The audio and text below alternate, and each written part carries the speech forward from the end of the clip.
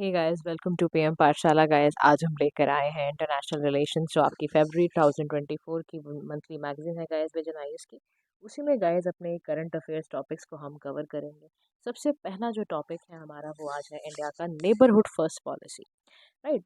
अब देखो, इस पहले ही टॉपिक में ना बात की गई है कि पार्लियामेंट्री स्टैंडिंग कमेटी ने अपनी एक ना रिपोर्ट को सबमिट किया। एक्सटर्नल अफेयर्स की रिपोर्ट थी और उसमें बात की गई थी कि 22वीं रिपोर्ट थी। रिकमेंडेशन दी गई है कि भाई क्या क्या एक्शंस लिए जाने चाहिए हमारे नेबरहुड फर्स्ट पॉलिसी के लिए। अब देखो, नेबर्स आर वेरी इंपॉर्टेंट।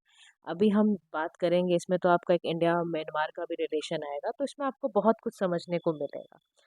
अब ना देखो, एनएफपी या नेबरहुड जो फर्स्ट पॉलिसी है, ये पहली सबसे बार गाइस कंस्ट्रक्ट की गई थी इन द ईयर 2008। ये कॉन्सेप्ट ही 2008 से समझ लो आया। और इसका ना मेन मुद्दा ही हमारा यही था कि हम जब भी एक नेबरहुड रिलेशंस की तरफ सोचें कि हमारा ना स्ट्रांग हो रिलेशंस, क्योंकि आप देखिए चुके हो हमारा चाइना के साथ वॉर हो चुका है, पाकिस्तान के साथ हो चुका है। तो हमारे जो रिलेशंस है आसपास के कॉर्डियल रहे, इसलिए हमारी कोशिश थी।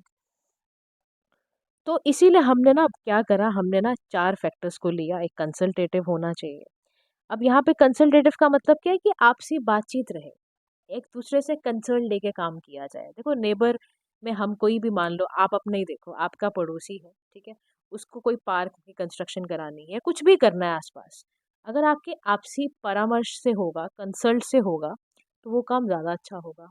आपके आपस में रिलेशंस भी अच्छे रहेंगे, ठीक है ना। फिर नॉन रेसिप्रोकल, ये एक इम्पॉर्टेंट टर्म है। देखो, जो भी टर्म ये इंटरनेशनल रिलेशंस में आती है ना, आप याद रखो, पेपर में आपको लिखनी भी ऐसे ही होगी गाइस। तो नॉन रेसिप्रोकल का मतलब है कि आप ना अनरेसिप्रोकेट करते हो, यानी कि म्यूचुअल म्यूचुअल करके। देखो, एक होता है हमारा एंटोनिम होता है नॉट, बेसिकली मैं आपको उसका मतलब बता रही हूँ। तो इसमें क्या है कि आपका दो लोगों का आपस में ऐसा अरेंजमेंट हो कि वो ना, वो do not behave in the same way to each other. Non reciprocal का मतलब, रेसिप्रोकल मतलब सेम बिहेव करना, नॉन रेसिप्रोकल का मतलब सेम बिहेव ना करना। लेकिन ये भी ध्यान रखना, नॉट मूविंग ऑल्टरनेटिवली फॉरवर्ड या बैकवर्ड तरह से नहीं जाना है। ये भी एक बहुत ज़रूरत है। अगर देखो इसको हिंदी में समझोगे तो गैर पारस्परिक बोलते हैं इसको। गैर पारस्परिक इसको हिंदी में टर्म को समझाने के लिए बोलते हैं कि गैर पारस्परिक। ठीक है। अब नॉन रेसिप्रोकल का देखो, इसमें मीनिंग के साथ साथ आपको ना एग्जाम्पल भी पता होना चाहिए कि नॉन रेसिप्रोकल में ना मैं कहना क्या चाह रही हूँ आपको। तो इसका टर्म तो समझ आई क्या होगा आपको, नॉन रेसिप्रोकल है ना। तो यानी कि कुछ ऐसा सिस्टम, जैसे मान लो हमें ना टैरिफ का सिस्टम है, हर कंट्री के लिए बेनिफिट, डेवलपिंग कंट्रीज के लिए अलग अलग तरीके से बनाए गए हैं, है ना। जैसे देखो, अब सोसाइटी में आप रहते हो, ठीक है। डेवलपिंग नेशंस का मैंने आपको बताया, जो टैरिफ सिस्टम होता है वो नॉन रेसिप्रोकेट होता है, according to the condition of the country, income, ये सब देख के उनका डिसाइड किया जाता है। अब कोई सोसाइटी में आप रहते हो, वहाँ पे ना डिवीजन है सोसाइटी के अंदर कि मिडिल क्लास से इतना सोसाइटी में वेलफेयर टैक्स लेना है, हायर क्लास से इतना लेना है, लोअर क्लास से इतना लेना है। इसे कहते हैं नॉन रेसिप्रोकेट, क्योंकि सबकी कंडीशंस अपनी अलग अलग होती है, तो उसको कहते हैं नॉन रेसिप्रोकल। फिर आउटकम ओरिएंटेड अप्रोच होनी चाहिए हमारी। हम देखो हवा में बातें ना करके आ जाए, उसका कोई ना कोई आउटकम भी निकले, वो बहुत ज़रूरी है। तो इसीलिए इसको टर्म दिया गया है आउटकम ओरिएंटेड अप्रोच। अब ये तीनों टर्म्स जब आप लिखो ना, ये सारी बातों को ज़रूर याद रखना कि आपसी रिलेशनशिप ऐसे हो जो आउटकम ओरिएंटेड अप्रोच पे बेस्ड हो। फिर हमारा फोकस एरिया क्या होना चाहिए? हमारा फोकस एरिया होना चाहिए कि हम बेनिफिट्स डिलीवर करें। जैसे ग्रेटर कनेक्टिविटी है, हमारा इंफ्रास्ट्रक्चर इंप्रूव हो जाए, हमारी डेवलपमेंट स्ट्रांग हो, हमारा वेरियस सेक्टर में कोऑपरेशन हो, सिक्योरिटी में कोऑपरेशन हो, पीपल टू पीपल कॉन्टैक्ट, यानी पीपल टू पीपल टाइज हमारे अच्छे होने चाहिए। ये बहुत ज़रूरी है गाइस। और डायनेमिक पॉलिसी हो जो ना हमारे रिन्यूड इंटरेस्ट को भी एडजस्ट करे, और ये भी ध्यान में रखे कि जो सरकमस्टांसेस हैं वो भी इवॉल्व होंगे, क्योंकि क्लाइमेट चेंज हो रहा है, एनवायरमेंटल इश्यूज होंगे, कुछ पॉलिटिकल क्लाइमेट चेंज होगा कंट्रीज का, बहुत सारी चीज़ें हैं। तो रिलेशन उसके चक्कर में कहीं खराब ना हो जाए, इसका बहुत ज़्यादा ज़रूरत है।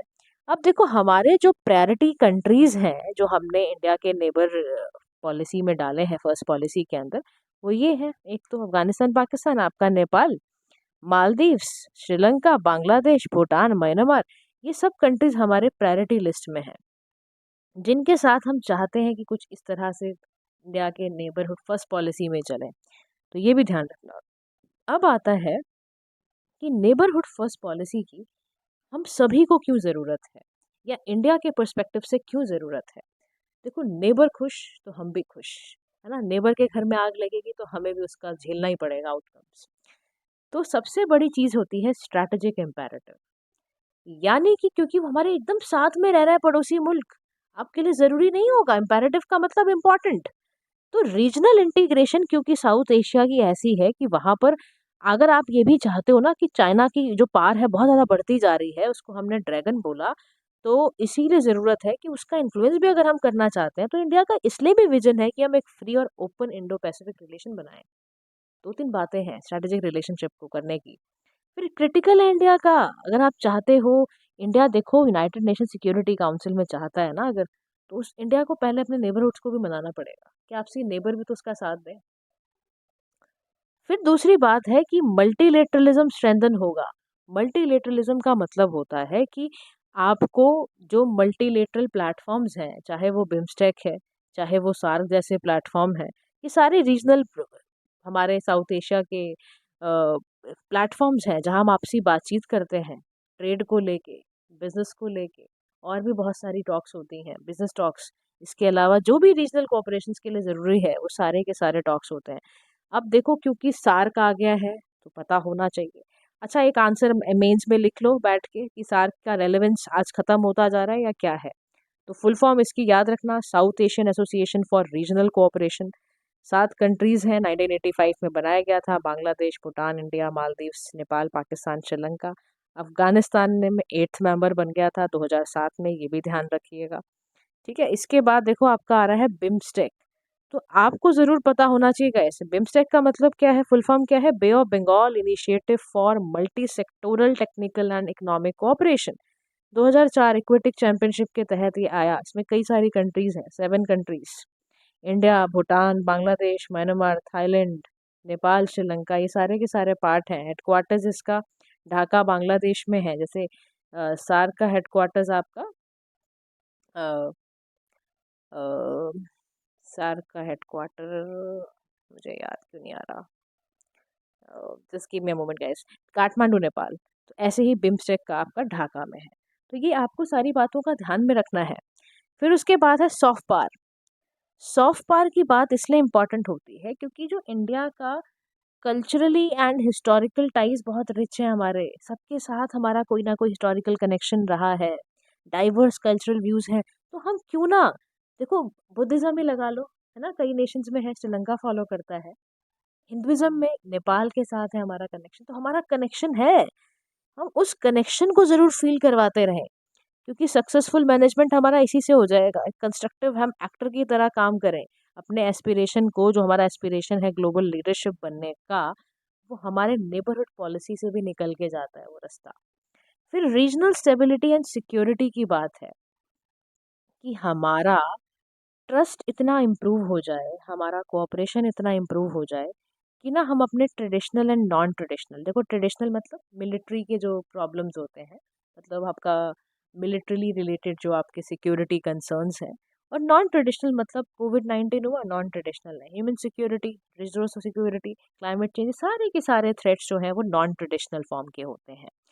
तो हमें यहाँ पर कोलैबोरेशन करनी ही पड़ेगी ना चाहते हुए भी। कह रहा इंडिया परस्यू करता है ना अपना security and growth for all in the region, Sagar vision है ना हमारा, बिना नेबरहुड के कैसे कर लो। तो हमारा ना प्रयास इस तरफ बहुत ज़्यादा होना चाहिए कि ट्रांसनेशनल ऑर्गेनाइज क्राइम्स की तरफ बढ़े हम। फिर economically we have to be very strong. हम रीजनल ट्रेड करेंगे तो हम आपस में रीजनल ट्रेड करके काफ़ी इम्प्रूव कर सकते हैं अपना ट्रेड रेशो, हमारे काफ़ी सारे डेफिसिट्स कवर होंगे। इन्वेस्टमेंट करें, क्रॉस बॉर्डर इंफ्रास्ट्रक्चर डेवलप करें, तो इससे क्या होगा, इससे तिगुने फ़ायदे होंगे।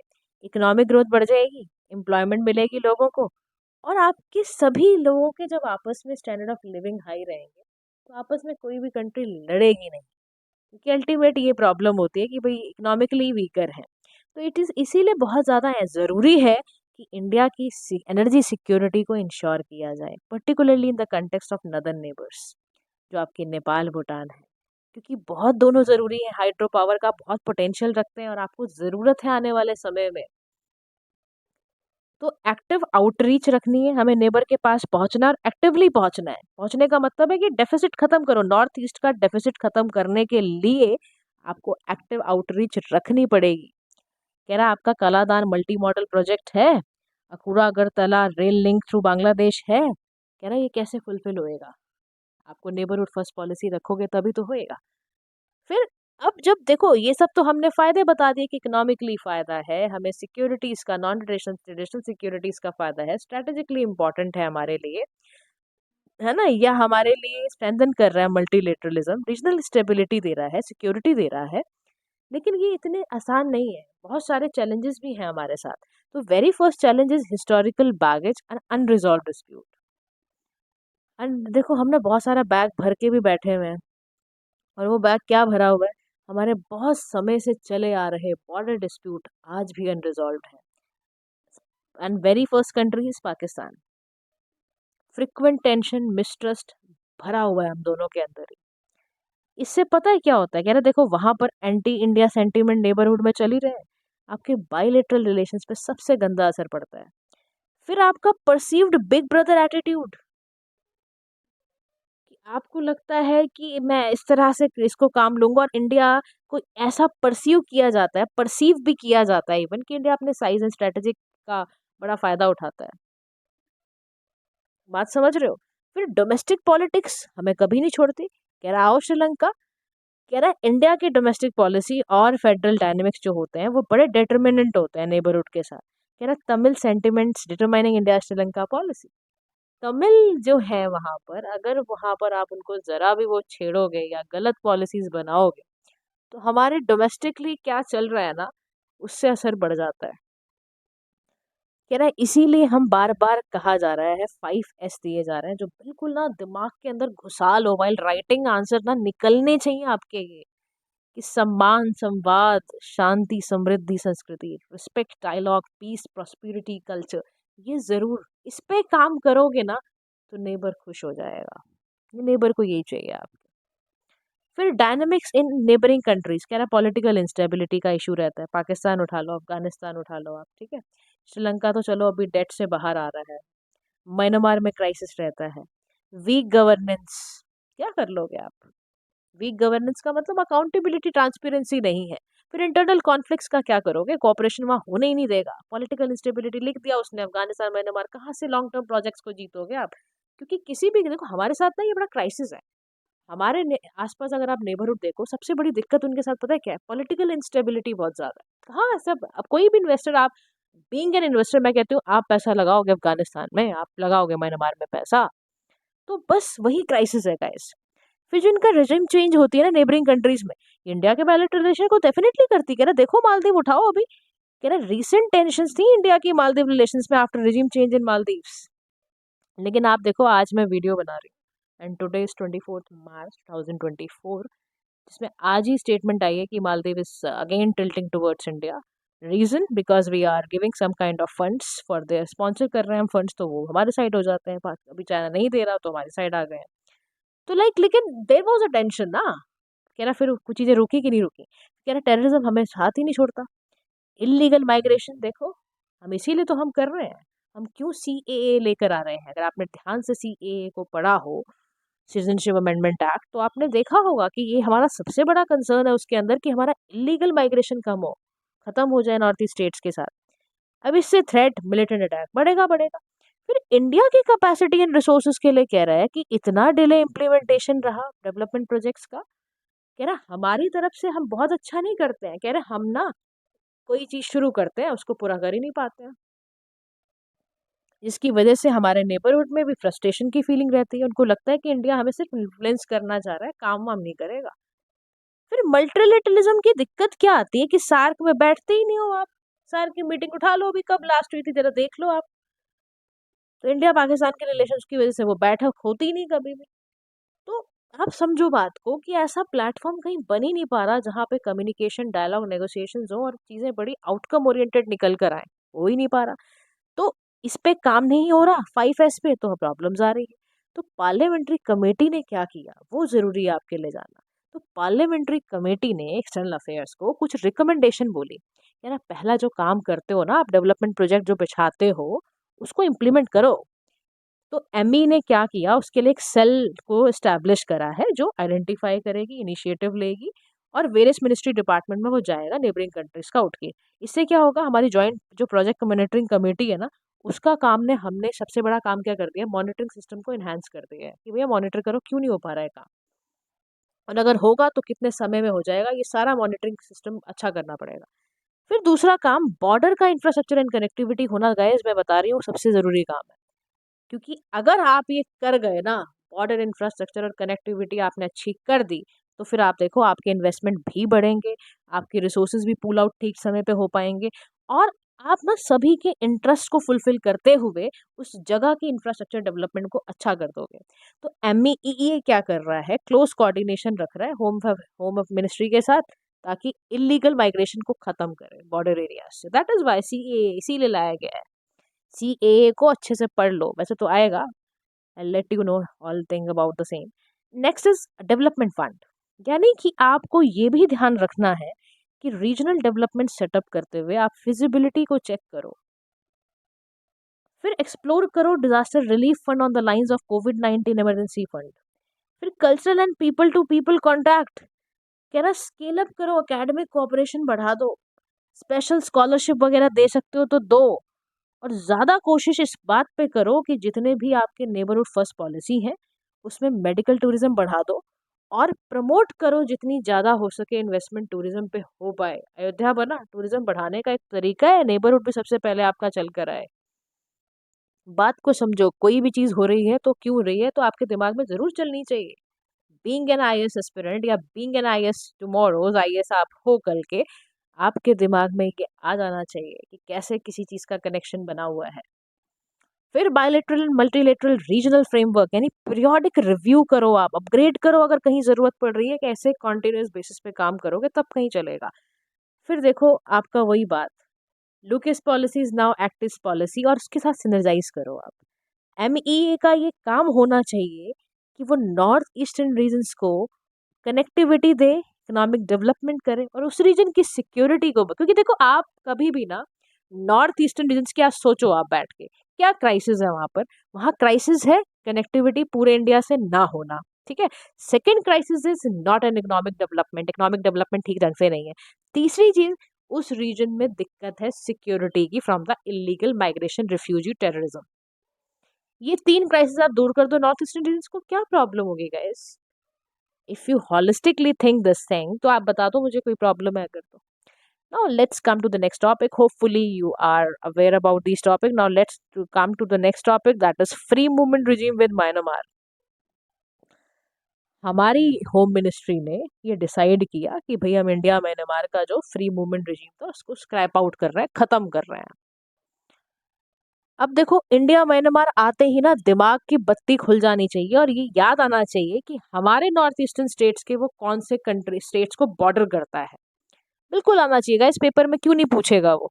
तो याद रखो, म्यांमार का बॉर्डर इंडिया के साथ 1643 यानी 1643 किलोमीटर का बॉर्डर स्ट्रेच करता है। ये हमारे मिजोरम, नागालैंड, मणिपुर, इन तीन रीजन्स को हाईलाइट करता है, इनके साथ बॉर्डर शेयर करता है। तो याद रखना, बिल्कुल याद रखना अपना, इसका कुछ भी बना लो आप, एनएमएम बना लो या कुछ भी बना लो, बट याद रख लो। नमामि बनाना चाहते हो, कुछ भी बना लो, मतलब वॉट एवर यू लाइक, जैसे आपको याद हो जाए इसका सुनाओ mnemonic. Now understand why is it in the news and why we are scrapping this deal. देखो ये हमें मूव ना इसलिए उठानी पड़ गई क्योंकि हम अपनी कंट्री की ना बड़े ढंग से चाहते हैं कि हम अपनी कंट्री की इंटरनल सिक्योरिटी को सुधारें।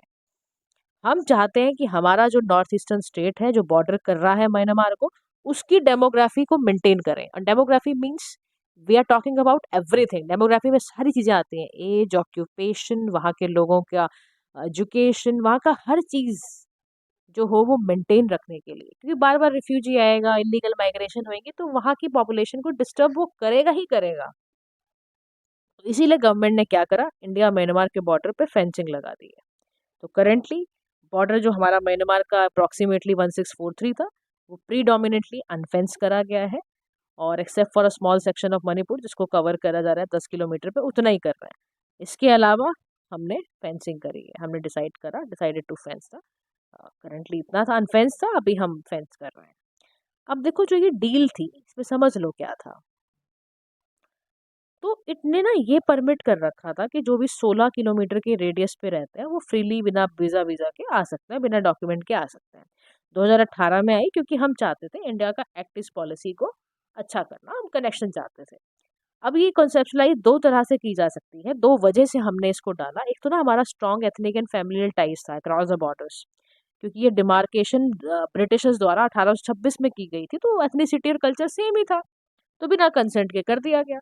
फिर लोकल ट्रेड एंड बिजनेस को हैम्पर ना हो इसीलिए, क्योंकि हाट वाट कस्टम वस्टम चलाते थे ये, तो उनके लोकल लाइवलीहुड्स को सस्टेन करने के लिए हमने ये उनको बोल दिया था कि ठीक है जी आप आ सकते हो। लेकिन अब मुद्दे की बात पर आओ, इसको स्क्रैप करना ही क्यों पड़ा? अब देखो वही बात बार बार मैं कह रही हूँ, इलीगल माइग्रेशन बहुत ज़्यादा थी, इलीगल इमाइग्रेशन बहुत ज़्यादा थी, अनकंट्रोल्ड, मतलब आप समझ लो अनकंट्रोल्ड इमाइग्रेशन थी चिन पीपल की from Myanmar, and that leads to demographic changes in the region. अब ये चेंज होगा तो फिर एथनिक वायलेंस के लिए तैयार हो। मीती कम्युनिटी बहुत परेशान रहा। लास्ट ईयर देखो आपने, सारे दिन कुकी चिन में इनमें लड़ाइयाँ चलती रहती थी। फिर सोल्जर्स की एंट्री फ्रॉम म्यांमार, क्या मतलब बनता है उनका? जनता सोल्जर, जुंटा सोल्जर्स हमारे यहाँ आते रहते थे, हमने मना कराया भैया चलो चलो। उसके बाद नारकोटिक्स का इतना ज्यादा अनकंट्रोल्ड ढंग से हमारे यहाँ इतने सारे पॉलिटिकल टर्मोइल वहां पे भी हो रहा है, नारकोटिक्स सारा हमारे यहाँ ड्रग्स वगैरह फेंके जा रहा है, तो report I UNODC, United Nations office on drugs and crime. हमने मना करा, हमने कहा भी स्क्रैप करो इसको, डील को। अब याद ये भी ध्यान में रखो, स्क्रैप करा है ना हमने, ये डाल देना रिलेशंस आजकल हमारे कैसे चल रहे हैं, लेकिन इंडिया म्यांमार के रिलेशंस के लिए ये भी जरूर डालना कि हमारे इनके साथ कमर्शियल एंड इकोनॉमिक टाइज रहे, और हैं हमारे साथ, हमने साइन कर रखे हैं इनके साथ। इंडिया आसियान में भी हमारे साथ हैं, ये रीजनल कनेक्टिविटी प्रोजेक्ट्स भी हमारे इनके साथ है, बिम्स्टेक का पार्ट है। Myanmar was given the status of observer of Insar 2008 में, हमने इनको दिया था।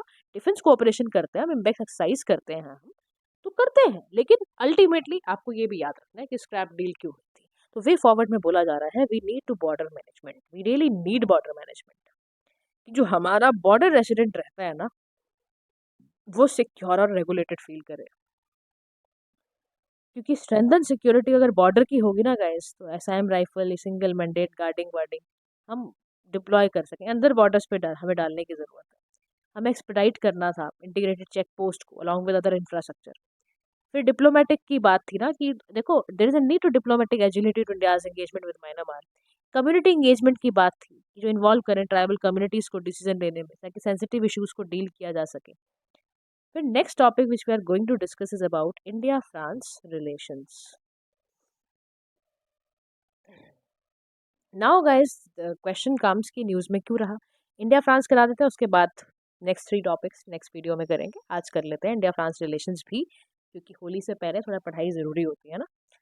अब ये न्यूज़ में क्यों रहा, क्योंकि इंडिया और फ्रांस ने ना अनाउंस किया कि हम डिफेंस इंडस्ट्रियल रोड मैप बनाएंगे और अपने डिफेंस प्रोडक्शन को अच्छा करेंगे, क्योंकि हमारे आपको पता ही है इस रिपब्लिक डे पे फ्रांस के प्रेसिडेंट हमारे कंट्री में चीफ गेस्ट थे। और देखो 2026 को याद रखना डिक्लेयर किया गया था कि India France year of innovation भी है, आपको ज़रूर ये दिमाग में रखना चाहिए। तो लीडर्स दोनों कंट्रीज़ के इंपॉर्टेंट हैं। तो रोड मैप तैयार किया गया है कि एक इंडस्ट्रियल सेक्टर्स बनाया जाएगा, रिस्पेक्टिव में को डिज़ाइन को डेवलपमेंट ये सब चीज़ें की जाएंगी साइंटिफिक, क्योंकि ना हमारा भी विजन है विकसित भारत 2047, तो ये ध्यान रखना विकसित भारत 2047 हम चाहते हैं इसको रियलाइज़ कराना। तो टाइमलाइन ध्यान रखना, हमारे रिलेशंस बड़े अच्छे रहे हैं, बड़े अच्छे फ्रेंड्स रहे हैं हम इंडिया फ्रांस। अब यहाँ पे ना समझो इंडिया और फ्रांस के रिलेशंस को और गहराई में समझते हैं। देखो डिफेंस एंड सिक्योरिटी के फॉर्म में अगर आप देखोगे तो France playing an very important instrumental role, कि इंडिया को वो डिफेंस मॉडर्नाइज करने में हेल्प कर रहा है। इंडिया की हेल्प फ्रांस कैसे कैसे करता है, हम टेक्नोलॉजी उनसे लेते हैं, जॉइंट वेंचर चलते हैं हमारे यहाँ। इवन आपको पता होगा रफाले का जब एयरक्राफ्ट सप्लाई हुआ था ना, या आप समझ लो जो ट्रांसफर टेक्नोलॉजी स्कॉर्पियन क्लास हुई है, कहाँ से आई है? यहीं से तो आई है, फ्रांस से।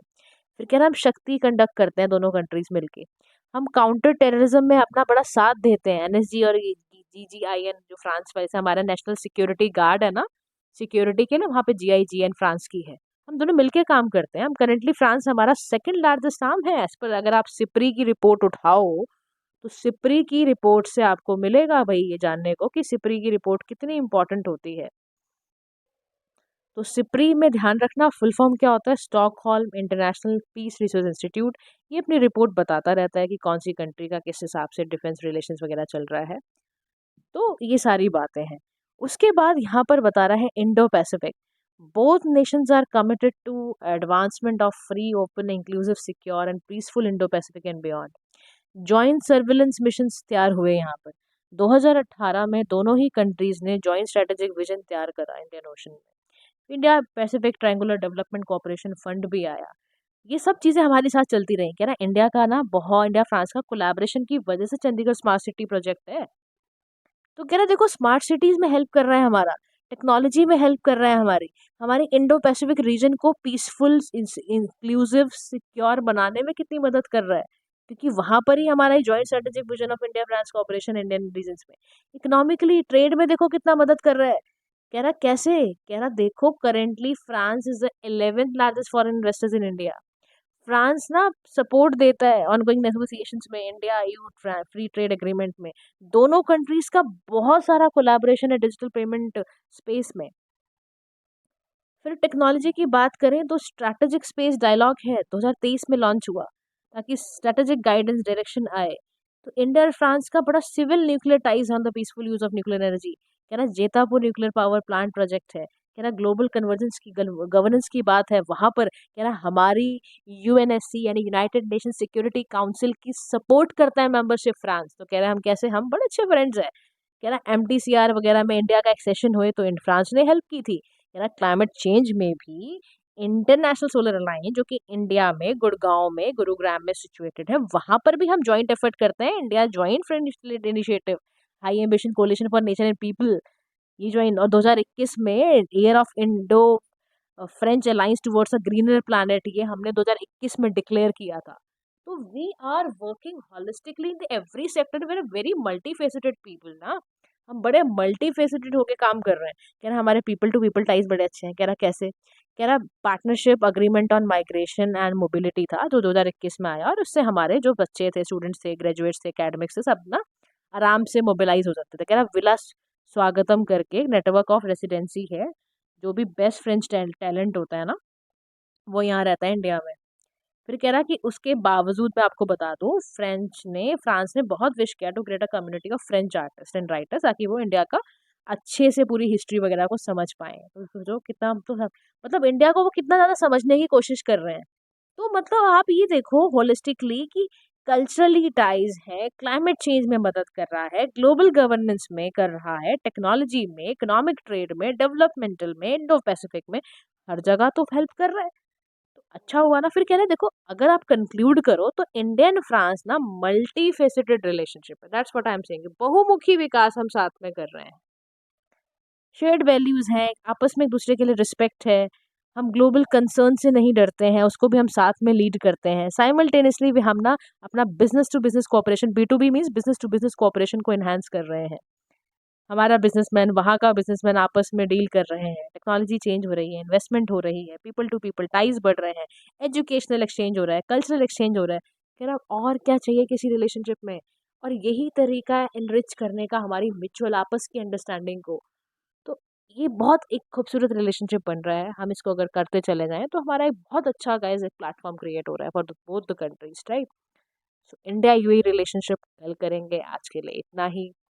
सभी को होली की बहुत सारी शुभकामनाएं। आज होलिका दहन थी, कल होली कलर वाली है, तो कलर वाली आप सभी मनाएं, सारे रंग जीवन के कलर्स आपको मिलते चले जाएं। So thank you so much for listening, do like share and subscribe to PM Pathshala. Have a nice day to all.